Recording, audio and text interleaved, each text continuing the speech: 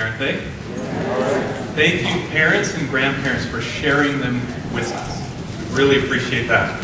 You are about to receive a clipboard. They're going to be coming down the aisles, and on the front, a couple of pages that asks about cookies. That's for Christmas Eve. We need some cookies, baked cookies for Christmas Eve. Preferably not just store-bought, but baked in your kitchen. That'd be amazing. So you can sign up for that. But then underneath the green pages is a white page. And if you would, just put your name on there. And if you have a prayer request, there's a group of people get together every week and confidentially pray for whatever you would put down there. So, and we would also just love mention of your name as someone who has been here maybe for the first time. And I want to say a special welcome to those who are here for the very, very first time. Well, this is always a morning that I feel like gets me in the Christmas spirit, just seeing the kids perform and telling the story. We heard the Christmas story this morning, and so I'm not going to retell it. I'm going to try and put a bow on what we heard this morning. In fact, did you notice one of the lines that one of the kids said when they were lined up, when they were just by memory reciting the Christmas story? One of them said this: Joseph, the baby is the Son of God. Emmanuel, God with us. And that statement that was made, that is exactly the text that our church is thinking about all through the month of December. Here's how the actual text reads. Look, the virgin will conceive a child. She will give birth to a son, and they will call him Emmanuel, which means God is with us. Matthew 1:23. God is with us. The birth of Jesus was God saying, I'm present and accounted for. I'm here. I've arrived. In fact, God's Christmas present with a T to us is God's presence with us. Did you get that? God's present with a T to us is His presence, C-E, with us. But the thing is this. That's fine to talk about God arriving as a baby 2,000 years ago. But what does it mean to you and me today? In 2011, what does it mean to experience Emmanuel? Last week, in our thinking about Christmas presents with the CE, David talked about expecting Emmanuel. And for decades, for centuries, he was expected to arrive. He also talked about what does it mean for us to expect Emmanuel, God with us in our lives. And he talked about the future when Jesus returns and how there's still an expectation of Emmanuel coming in a real way. Next week we're going to talk about recognizing Emmanuel. How do you recognize him in your life? But how did they recognize this little baby, that he was God in the flesh? This morning we're going to talk specifically about experiencing Emmanuel. Experiencing him. So, if you have a Bible, turn to Luke chapter 10. And if you didn't bring a Bible, there should be a blue Lincoln Road Chapel Bible that you can borrow this morning, and it's on page 792. And while you're turning, I want to share with you a real-life experiencing Emmanuel story that happened to me. Exactly 2 months ago today, early in the morning while it was still dark, I was riding my bicycle down the Lincoln Road hill. And I hit the curb and flew over the handlebars and landed on this right shoulder and cracked my collarbone, my clavicle, like cleanly, snapped it at the shoulder, and a little hairline fracture right at the sternum. You say, did that hurt? Was that painful? No, it was wonderful. It was great. Of course it hurt. It hurt like fire. And now, many of you have asked, so are you getting better? How's it feeling now? And I appreciate you asking. It's been very, very slow. Very slow. But it is improving, and I'm grateful for that. In fact, yesterday, I was up in the gym playing basketball, with a young guy, and we're playing one-on-one. And I was trying to hide my injury, because in sports you need to do that, right? And so about halfway through the game, this guy could tell I was protecting my right side. So he out and asked, he said, are you okay? What did you do? I broke my collarbone 2 months ago. And I thought, well, I'll maybe receive a bit of mercy. No. He went at me even harder. Rotten kid. Evidence of the fall, right? And he is one of your children, by the way. So, you want to know how the game ended. I beat him by 2 baskets.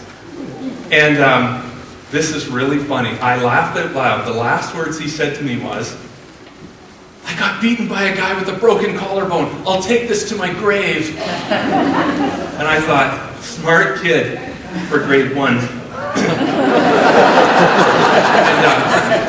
And, so, after I broke my collarbone that morning, I hobbled down to the church here. And I don't know what it is. Whenever you're injured anywhere in your body, you do hobble. You kind of do that. And so I got here, and my friend Randy met me right at the front door. And he was able to take me over to Emerge at Grand River in his very bumpy little truck. I felt every single bump on the road. So he drops me in at emergency, and there's only 3 people waiting in emergency. So I'm thinking, I'm going to be out of here in at least 4 hours. This should be good, right? I was thinking it'll be a lot quicker, but I sat in the chair, and I was there about 60 seconds, and I could feel it coming on. I blacked out. I fainted. You say, "You little girl." I agree. Okay, little girl. But anyway, I fainted, but it worked out really well. This actually happened. I came to 3 very attractive nurses right in front of me. I don't know that for sure. They could have been Cinderella's stepsisters for all I know. I was so out of it. But I do remember there were 3 nurses right around me, and one was patting my head with a damp cloth because I was sweating. And another one said, I remember her saying, "He's really, really white." Kind of an attack on my ethnicity, I thought. But why she said that, I don't know. And then one of them runs and gets me a stretcher on wheels, a gurney. And so I'm sitting in the middle of emergency. All these people around, very awkwardly lying on a stretcher. And I must have been in and out of consciousness. My body was in shock, and because I didn't see people coming and going, but evidently a gentleman sat in the chair I had been sitting in. And then he spoke. And he said, "Trust Jesus." Now, who on earth says that to a perfect stranger in our day? And I thought, well, I know I'm in pain, but have I died? Am I in heaven right now? But then I thought, no, in heaven they don't say, "Trust Jesus." They say, "Look, Jesus," right? So they trust him. And then I heard him whispering, and then I heard him speak the name, Jesus, again. And with my eyes closed, I remember I said out loud, I said, "Thank you, brother. I really appreciate you." And then I heard a sound, and I looked up, and there was another nurse coming, approaching with a wheelchair. And she called out a name, and this gentleman stood up. And he walked to where I could see him, and he gently took my hand, and he said, "Are you a Christian?" And I said, "Yes, I am." And I didn't even need to ask him if he was. Evidently he was. And he was an elderly man, very sick. And he said, "I'm going to pray for you." And then he prayed this beautiful prayer over me, and the last words he said were, "Trust Jesus." And he turned, and he got in the wheelchair, and he got wheeled into emergency. A sick, elderly man took the time to be moved in his heart to pray for someone he didn't even know. And I'm not embellishing this at all. I put my head back, I closed my eyes, and I said 2 words. "Thanks, Emmanuel." Thanks, Emmanuel. I felt God's presence. So clearly, I felt that God was with me. Have you ever had an experience like that? I don't mean exactly like that, but an experience where you were in a crisis, where you were in a really difficult place, and God showed up in your life, and you felt his presence. Emmanuel, you experienced God. Be thinking about that question as we read this story in Luke 10. Luke 10, verse 25. This actually occurred. Okay? Verse 25. One day an expert in religious law stood up to test Jesus by asking him this question. "Teacher, what should I do to inherit eternal life?" Jesus replied, "What does the law of Moses say?" How do you read it?" The man answered, "You must love the Lord your God with all your heart, all your soul, all your strength, all your mind, and love your neighbor as yourself." "Right," Jesus told him. "Do this and you will live." The man wanted to justify his actions, so he asked Jesus, "And who is my neighbor?" Jesus replied with a story. A Jewish man was traveling on a trip from Jerusalem to Jericho, and he was attacked by bandits. They stripped him of his clothes, beat him up, and left him half dead beside the road. By chance, a priest came along. But when he saw the man lying there, he crossed to the other side of the road and passed him by. A temple assistant walked over and looked at him lying there, but he also passed by on the other side. Then a Samaritan. Now the NLT offers this commentary, a despised Samaritan, came along, and when he saw the man, he felt compassion for him. Going over to him, the Samaritan soothed his wounds with olive oil and wine and bandaged them. Then he took the man on his own donkey and took him to an inn where he took care of him. The next day he handed the innkeeper 2 silver coins, telling him, "Take care of this man. If his bill runs higher than this, I'll pay you the next time I'm here." Now, which of these 3 would you say was a neighbor to the man who was attacked by bandits, Jesus asked. The man replied, "The one who showed him mercy." Then Jesus said, "Yes. Now go and do the same." I want to ask you a question, and I really would like your interaction, okay? So I want to ask a question, and please answer right out loud, okay? Okay? That was the test. Okay. What nationality was the Jewish priest in the story? Okay, I teed the ball up really high for you then. What nationality was the Jewish priest in the story? Okay. What nationality was the man who was beat up and left for dead? Verse 30. Look at it. What is it? Jewish.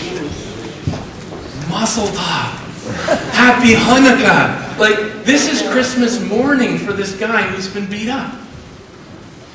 Right? I mean, if he could line up every human alive at the time who might come and rescue him, in the top 3 would be a Jewish priest. Mom, dad, Jewish priest. I mean, number 1, they're both Jewish, so there's a common brotherhood already. And secondly, he's a priest. I mean, his job in life, his whole role, is he represents God to people. And he represents people to God. That's what a priest is. That's what they do. And so this guy's heart had to start beating a little faster in hope. I am going to be rescued. It's like God has come himself. He has sent a priest. But what happens? But when he saw the man lying there, and the word means that he noticed him, and he captured in his mind the whole situation. He got what was happening, and he crossed to the other side of the road and passed him by. And in that moment, a portrait of the gospel of God was painted. And the caption over the painting was this: God is not with us. God isn't with us. God ignored me. Verse 32. A temple assistant walked over. Now please answer right out. Some of your Bibles might be a different version than the NLT. What does your Bible say? A Levite. Okay, question. How many tribes in Israel? Anyone know? 12. All the priests came from only one tribe. What was the name of that tribe? Levi. So this Levite, this temple assistant, in all likelihood, he's like a priest in training. He's an intern. And so he has not likely noticed or seen his mentor, but he sure has learned from him, because he too sees him. But notice what it says actually. He walked over and looked at him lying there. And he also passed him by on the other side. And he reinforced that portrait of the gospel, that God is not with us. See, a few moments ago I asked you a question. Have you ever been in a crisis, in a difficult place, and did God show up? Was God with you? And some of you answered yes to the first part, no to the second. I've been in all kinds of crises, you say. Maybe right now some of you are walking in difficult places. Like Channel 1, health problems. Channel 2, financial stress. Channel 3, problems at work. Channel 4, issues with the family. Channel 5, neighborhood problems. Like on and on it goes, right? But God, He's not with me. I haven't felt Him. I haven't experienced Him. In fact, if I could be truthful, He's a distant deity. He's like an absentee father if He's my father. Where is He? You don't have to answer it loud, but have you ever been there? I know I have. And I still go through seasons that feel that way. Like, God, where are you? But here's the reality. God is a sending God. Like, it's who He is. He's a missionary God. And He sends, and He sends, and He sends. And He sent a priest. And He sent a temple assistant. But they didn't listen to His voice. And so maybe you and I have gone through crises, and God actually did prompt someone to be there for us, and they ignored us. And they ignored God. But hey, before we blame others, is it possible that you and I have been the priest and the temple assistant too? We have known of people in our pathway that were in need. But we ignored them. We passed them by. We didn't give our life away. We held it. I think we've all been guilty of that. But the beautiful thing is, okay, God says, you're not listening. I'll send someone else because that's what I do. Verse 33, then a Samaritan came along. And was he despised? Yes. In fact, to the poor, beaten, half-dead guy, if you lined up every human being on earth who could come and rescue him, you know who would be at the end of that line? This guy, the Samaritan. In fact, extra-biblical writings say that at this time, to eat a meal with a Samaritan would be like eating pork to a Jew. It'd be unclean. It'd be sinful to do it. And so here comes the Samaritan. And I think the guy beaten and half dead, I think his heart started beating again. But this time not in hope, in fear. Oh no, I'm dead. In fact, notice he takes out olive oil and wine. And obviously he had them in containers. I think the beat up guy is thinking, that's hydrogen peroxide and that's shards of glass. I'm dead, right? He's going to finish me off. In fact, I would finish him off if it were reversed. That is how deep the hatred was between Jews and Samaritans. It was a cultural, political, and religious thing. But what happens? When he saw the man, same word, all three times it's the same word. He saw the man. He noticed. He took it in the situation. He felt, what's the word? What is it? Look at your Bibles. What is it? Compassion. He felt something. The most frequent word used of the emotions of Jesus in the gospel is this word, compassion. And that word means this: I feel your pain in my bowels. Splanknizomai, that's the word. I feel your pain right in my gut. And everywhere Jesus went, he felt that kind of pain. Isn't that amazing? That's who Jesus is. Martin Luther King Jr. commented on this text. He said the first two saw the guy beaten and half dead, and they asked themselves the question, and here is the question: if I help him, what will happen to me? But the Samaritan saw him and he asked a different question. He said, if I help him, if I don't help him, what will happen to him? That is the heart of God. God is not a self-preserving God. He is a self-sacrificing God. And as Jesus approached the cross, I believe he looked through the centuries at you and at me. And yes, he considered the question, what will it mean to me if I help them?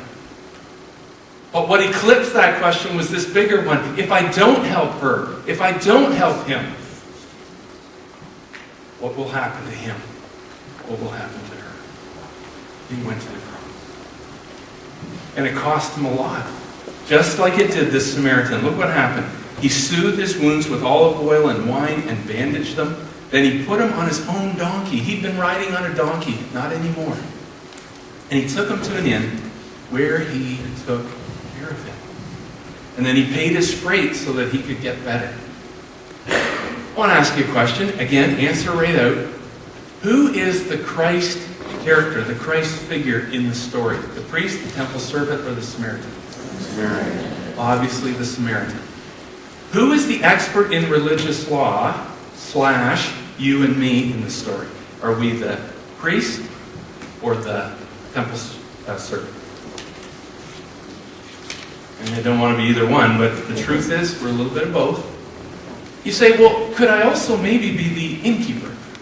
Because Jesus rescues people and then he brings them to me to care for. Okay, that's fair. But could I suggest that the one person that we're the most like in this story is none of those four?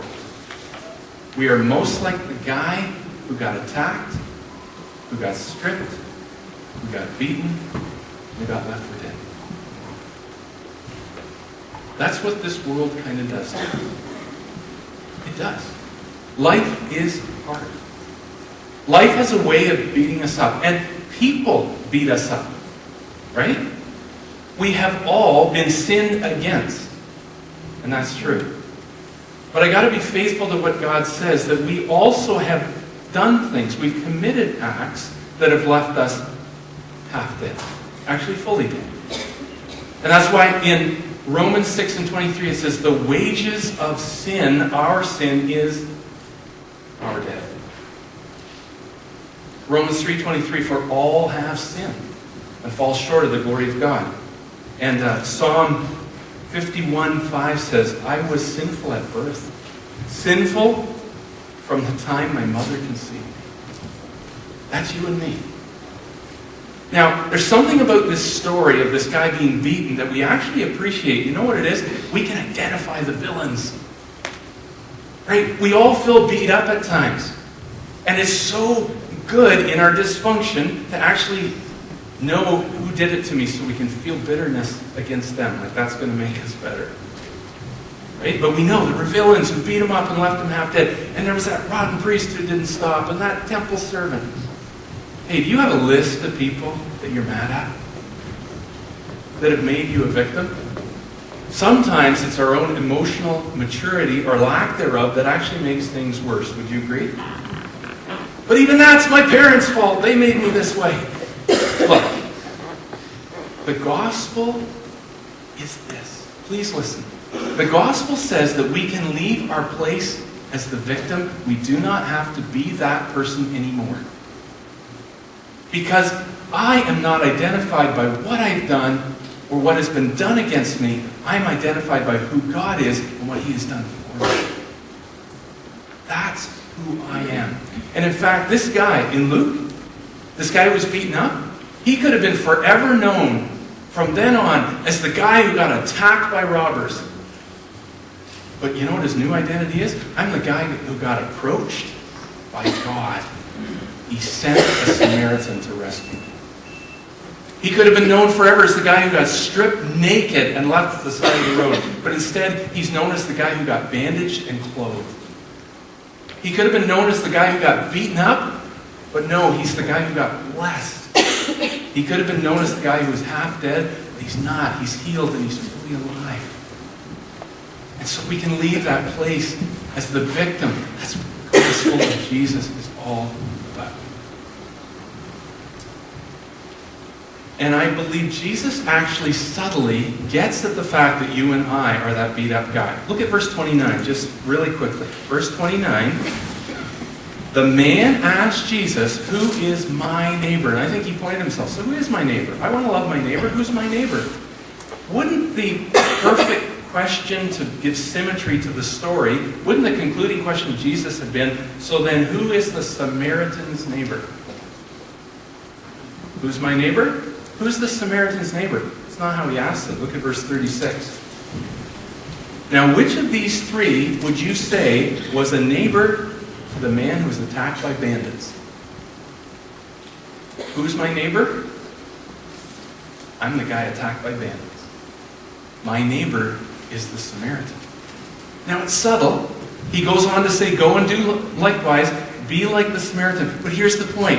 You and I cannot be like God in this world, the presence of Jesus in this world, until we take our place as the person who needs Jesus in our life. We need the presence of Jesus first to be our sin forgiver and our life leader. May I ask you a question? Don't answer out, but have you ever asked him to be that in your life? Have you ever recognized your place as this person very beat up, both by choices you've made and choices that have been made against you? But that Jesus went to the cross and died for me so that I could have his presence in my life. And when we do that, listen, he sends us out. He sends us out. The last number of months we've been talking about how we're on mission, and some people have said, well, I don't feel like I'm a missionary. It's okay if you are, but I'm not. Listen, that doesn't square with the Bible.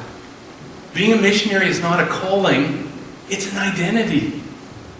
The missionary God calls people to be on mission, to be missionaries. You say, but I don't feel like an evangelist. Wait. No one said you are. There's only certain people who are gifted to be evangelists. But here's the point. You and I can all be like the elderly guy in the hospital. This week, would you be like him? And just, when you see a person in need, just say 2 words. Hey, trust Jesus. I'll be praying for you. Hey, lady, God is with you. That's it. Just being on mission. Being on mission is allowing our heart to leap in compassion when we see someone who's broken. Could the team come on back up? I just want to close with the words of a woman from the 1500s named Teresa of Avila. Christ has no body but yours. No hands, no feet on earth but yours. Yours are the eyes with which he looks, compassion on this world. Yours are the feet with which he walks to do good. Yours are the hands with which he blesses all the world. Yours are the hands. Yours are the feet. Yours are the eyes. You are his body. Christ has no body on earth but yours. See, there's people this week and this Christmas season and all through this next year who need to experience Emmanuel, and they could through you